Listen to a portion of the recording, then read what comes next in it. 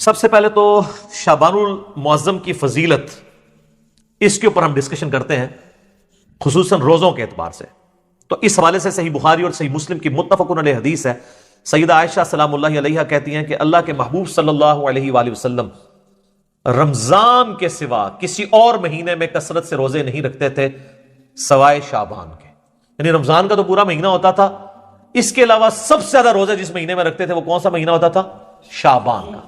حتیٰ کہ صحیح مسلم میں ہی ایک اور حدیث ہے، اما عائشہ کہتی ہیں کہ نبی صلی اللہ علیہ وآلہ وسلم بعض اوقات شعبان کا پورا مہینہ ہی روزے رکھتے تھے، کانٹینیوس پورا مہینہ. یعنی اتنی آپ کو محبت تھی شعبان کے روزوں سے.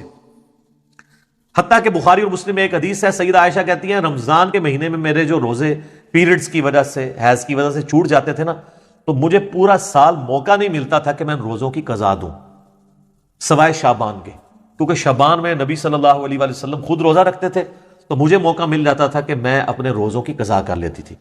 اب سیدہ عائشہ نے کوڈ ورڈز میں بات کی ہے، لیکن اسی حدیث میں بخاری مسلم میں وہ جو حدیث کا راوی ہے وہ کہتا ہے کہ اما عائشہ یہ کہنا چاہ رہی ہیں کہ نبی علیہ السلام کی مشغولیت کی وجہ سے میں روزوں کی قضا نہیں دے پاتی تھی. اور اس کو سپورٹی وہ بخاری مسلم کی حدیث ہے. نبی صلی اللہ علیہ وآلہ وسلم نے فرمایا کہ کوئی عورت اپنے خاوند کی اجازت کے بغیر نفلی روزہ نہ رکھے، یہ اس کے لیے حلال ہی نہیں ہے. مراد یہ کہ دن کے وقت بھی میاں بیوی ازدواجی تعلق قائم کر سکتے ہیں. تو جو اما عائشہ کہتی ہے نا کہ میں نہیں تھی رکھ سکتی، یعنی نبی علیہ السلام کی اجازت نہیں ہوتی تھی، تو یہ جو لوگوں میں مشہور ہے کہ جی دن کے وقت کوئی ازدواجی تعلق میاں بیوی قائم نہیں کر سکتے، تو اس کی بھی نفی بخاری مسلم کی احادیث کی روشنی میں ہو گئی الحمدللہ.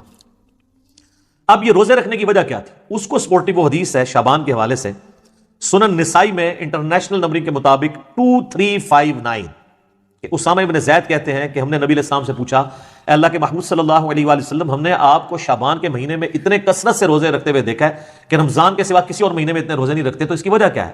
تو آپ صلی اللہ علیہ وآلہ وسلم نے فرمایا کہ یہ جو مہینہ ہے جو رجب اور رمضان کے درمیان آتا ہے. یہ آپ نے بات کیوں کی؟ رجب حرمت والا مہینہ اور رمضان ویسی فضیلت والا مہینہ. تو حضور بتانا چاہ رہے ہیں کہ یہ دو فضیلت والے مہینوں کے سینٹر میں جو مہینہ آتا ہے نا، یہ بھی بہت فضیلت والا ہے.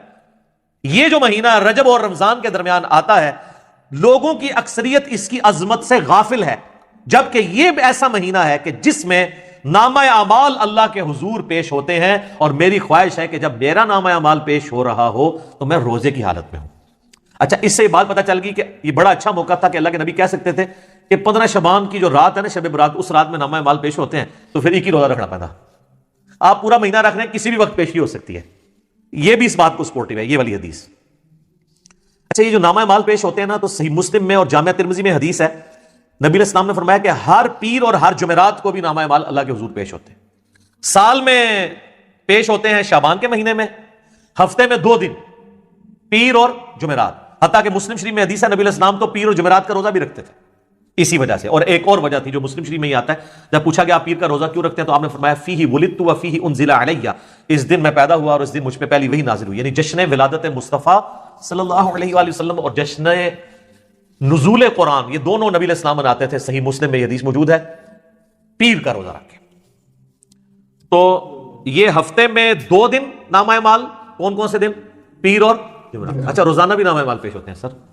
بخاری مسلم دونوں میں حدیث ہے، وہ بڑی مشہور حدیث کہ فجر کے وقت فرشتے آتے ہیں، وہ عصر کے وقت واپس چلے جاتے ہیں، اور عصر والے فجر کے وقت. اللہ پوچھتا ہے میرے بندوں کو کس حال میں پایا؟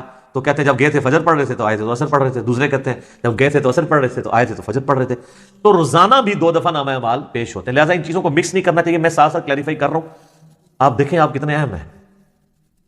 پوری کی پوری جو مخلوقات ہیں وہ انسان کی خدمت میں لگی ہوئی ہیں. فرشتے بھی یہی کام کر رہے ہیں کہ اللہ کو رپورٹ کر رہے ہیں کہ تیرا فلاں بندہ یہ کر رہا ہے، یہ کر رہا ہے. یعنی یہ ساری کی ساری انسانیت اللہ تعالیٰ کی یعنی کریشن کا کلائمیکس ہے. لقد خلقنا الانسان فی احسن تقویم. اللہ تعالیٰ نے اس کو بہترین تقویم کے اوپر پیدا کیا ہے الحمدللہ. تو آڑے سے سان کام داشتے ہیں. صحیح مسلم میں، جامعہ ترمذی میں، سنن ابی داؤد میں، سنن نسائی میں، سنن ابن ماجہ میں، 5 کتابوں میں، یہ جو 6 پڑھی ہیں نا، مشکات میں بھی آ گیا، وہ تو اسی کے نوٹس ہیں نا.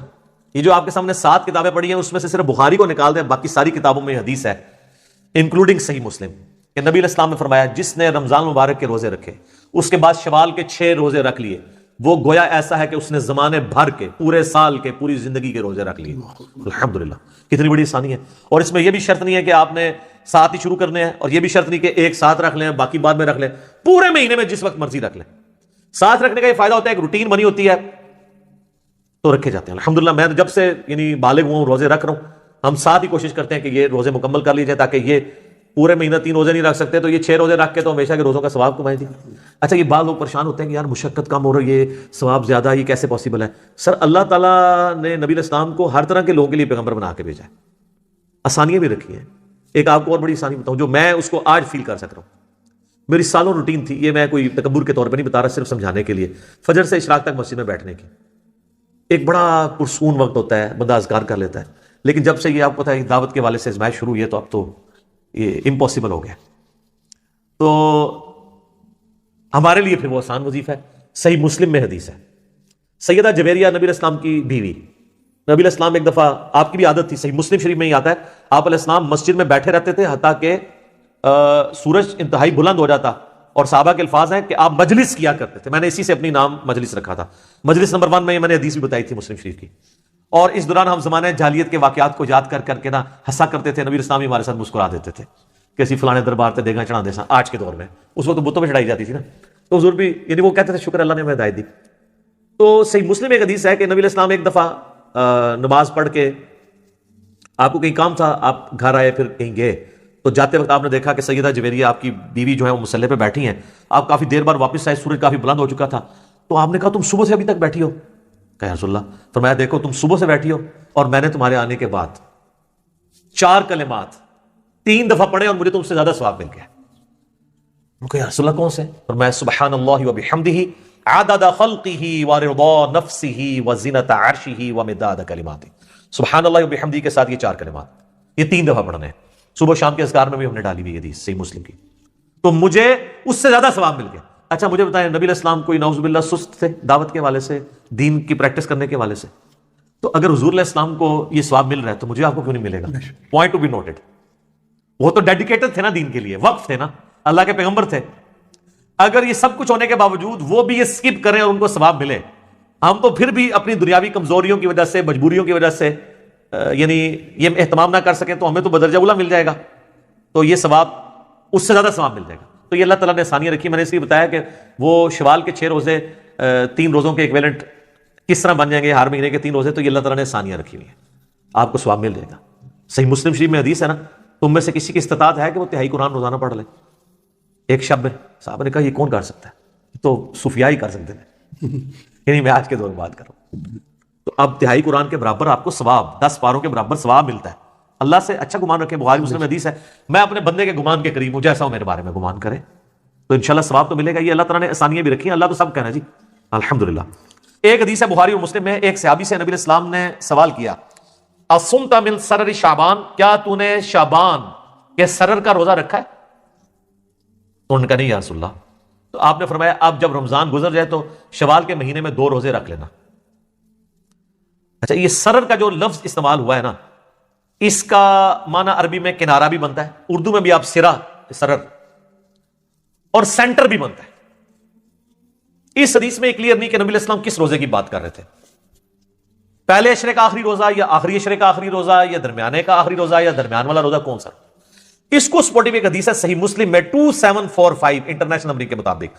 اس میں الفاظ ہیں کہ سرتی ھذا الشہر، اس مہینے شعبان کے جو سرہ کا، سرہ کسے کہتے ہیں عربی میں؟ ناف کو، نیول وہ نا، فوق السرہ اور تحت السرہ، ناف کے نیچے ناف کے اوپر. اللہ سرہ نہیں ہے، فوق ہے، فوق اینو کہتے ہیں، اللہ ہوتا ہے ایگزیکٹ، اپون اینڈ بلو، نٹ آن. تو یہ بھی آلموسٹ سینٹر آف گریوٹی بن رہا ہوتا ہے جسم کا، سینٹر. تو ناف کا، شعبان کے ناف کا روزہ رکھا ہے. تو اچھا یہ لفظ جو ہے نا وہ کھوکھلی چیز کے لیے بھی استعمال ہوتا ہے، اس لیے سینٹر کے لیے بھی استعمال ہوتا ہے. تو وہ جو کسی ایک چیز کو اندر سے ہالو کیا جائے وہ بھی سینٹر بن رہا ہوتا ہے. تو اس سے 15 شعبان کا روزہ ہی ثابت ہوتا ہے. اور اس میں میرا تفرد نہیں ہے، اہل سنت میں ایک بہت بڑا ایک مکتب فکر جو اہل حدیث سے نکلا ہے، جماعت المسلمین والے، وہ تو اس روزے کو واجب کہتے ہیں. ہم اسے واجب نہیں سمجھتے، سنت ہے. وہ کہتے ہیں وہ جو نبی اسلام نے کہا تھا اگر چھوٹ کے تو 2 رکھنا، تو ہم کہتے ہیں وہ تو خاص لوگوں کے لیے آپ نے فرما دیا، امت کے لیے عام نہیں فرمایا، امت کے لیے نہیں، ان کے لیے. وہ تو نبینے کو بھی بخاری مسلم میں آتا ہے، آپ نے کہا تھا اذان کی آواز آتی ہے مسجد میں ہی پڑھنی ہے. ہمارے لیے حدیثیں ہیں کہ خوف، بارش، کرونا جو بھی ہو اجازت ہے، ہمارے لیے ذرا آسانیاں ڈفرینٹ ہے. تو دوسری طرف جو لوگ ہیں نا 15 شعبان کے روزے کے مخالف، وہ کہتے ہیں کہ یہ دیکھیں نا جی، یہ وہ ایام 20 کا روزہ آپ 15 کا رکھتے تھے، 15 شعبان کا نہیں رکھتے. چلو سر آپ 15 شعبان کی نیت نہ کریں، ایام 20 کی کر لیں. کہتے ہیں اس لیے اس کے ایکویلنٹ 2 رکھوائے جا رہے ہیں. تو سر 3 کے ایکویلنٹ 2 نہ رکھوائے جاتے ہیں، ایام 20 تو 3 ہے، تو آپ کہتے ہیں کہ 3 روزے رکھو شوال میں، ایک کے بدلے 2 رکھوائے پلنٹی کے طور پہ. تو 15 شعبان کے روزے کی بات، ویسے تو آپ رکھیں 13 14 15 تینوں، لیکن ایٹ لیسٹ 15 کا تو رکھیں.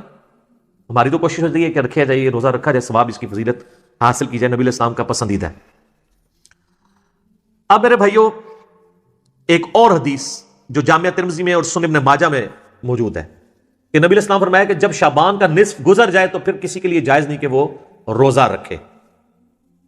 اس کی حکمت کیا ہے؟ کہ رمضان کو پروٹوکول دینا ہے، فرض روزوں کو.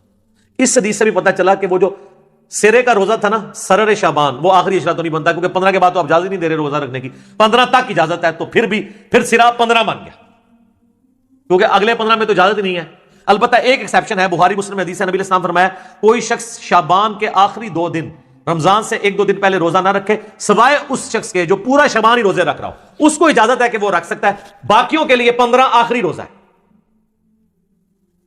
15 کے بعد روزہ نہیں رکھ سکتے. تو یہ بھی سپورٹیو حدیث ہے سرر شعبان کو کہ وہ سینٹر میں روزہ بنتا ہے. اچھا، تو میں ریکویسٹ کروں گا اپنے بھائیوں سے کہ بخاری مسلم کی جو حدیث ہے سرر شعبان کے روزے والی، اللہ کا نام لے کے روزہ رکھ لیں. 15 شعبان کا کم از کم رکھیں، اگر 3 دن نہیں رکھ سکتے اور اس فضیلت سے محروم نہ ہو. ختم سحری کا وقت آپ اپنے چارٹ کے اوپر چیک کر لیں. اچھا، ختم سحری بڑا آسان بھی ہے، کوئی آپ کو ایپ بھی کرنے کی ضرورت نہیں ہے. آپ لائیو گوگل میں اگر لکھیں نا تو سن رائز ٹوڈے، فجر ٹوڈے اور اپنے سٹی کا نام، وہ سارے نمازوں کے ٹائمنگ دے دیتا ہے. شافعی حنفی سارے دیتا ہے، وہ صرف اثر میں ہی فرق ہے نا شافعی حنفی کا، باقی تو سارے سیم ہی ہیں. تو وہ روزہ ضرور رکھا جائے.